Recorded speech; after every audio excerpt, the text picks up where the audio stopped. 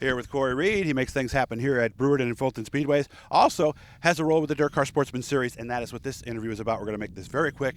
I saw somebody weekend before last at Canandaigua when they were like, gee, how many sportsman races can I run before I have to move up? Cory Reed has the answer. I got the paper in front of me right here. First of all, how we doing, Corman? I'm super, man. Super. This has been an issue for years, hasn't it? Because a crate sportsman, even a 358, and especially a big block, is a very big move. So a lot of times the teams will want to try to get their toe in the water a little bit and see. So how many races can I run if I'm thinking, I want to try it and then think about it for next year? We've actually expanded it. It used to be very few. It used to be after Labor Day, just a handful. And now it's 8 in a given season.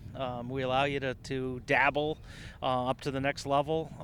With that, we try to control it to where we're not ruining the sanctity of the division, such that we don't really want mod guys dropping back down to sportsmen. Right. That's really, we're on a platform that's not what we want. So we created a rule. Dean Reynolds and I talked about it. Dean really was instrumental in it. It's 8 races in a year, 16 lifetime is basically what you're allowed to do before you have to move up to that next level permanently. So if I do 8 this year, I don't have to move up yet. Correct. But we keep that counter going. Yes. Is there a time frame? Is it like over 2 years, 3 years, or just 16 and 16? 16 period? lifetime.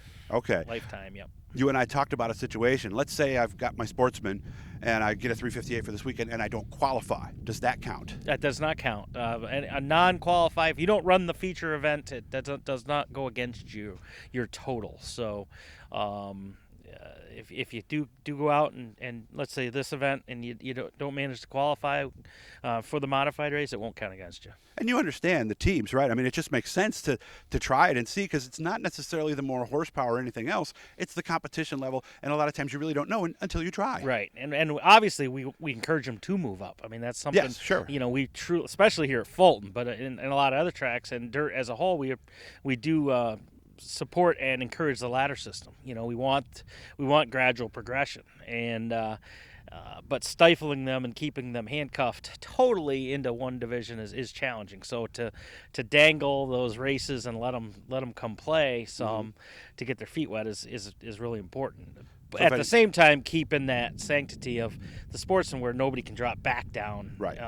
Drop down in full from the higher level. Yeah, we don't want a Kyle Busch situation where he's in a truck and taking wins away from guys who really need them. Not on our circuit. Yeah, and I like that. That's one of the things I do enjoy most. If somebody has any questions, your email is easy to get a hold of. I know Dean, of course, runs that stuff. Dean Reynolds. Yeah, Dean's the main guy. Mm-hmm. He'd be your primary contact. I can be reached at my Brewerton or Fulton emails, which is Cory at Brewerton Speedway, Cory at Fulton Speedway. Okay.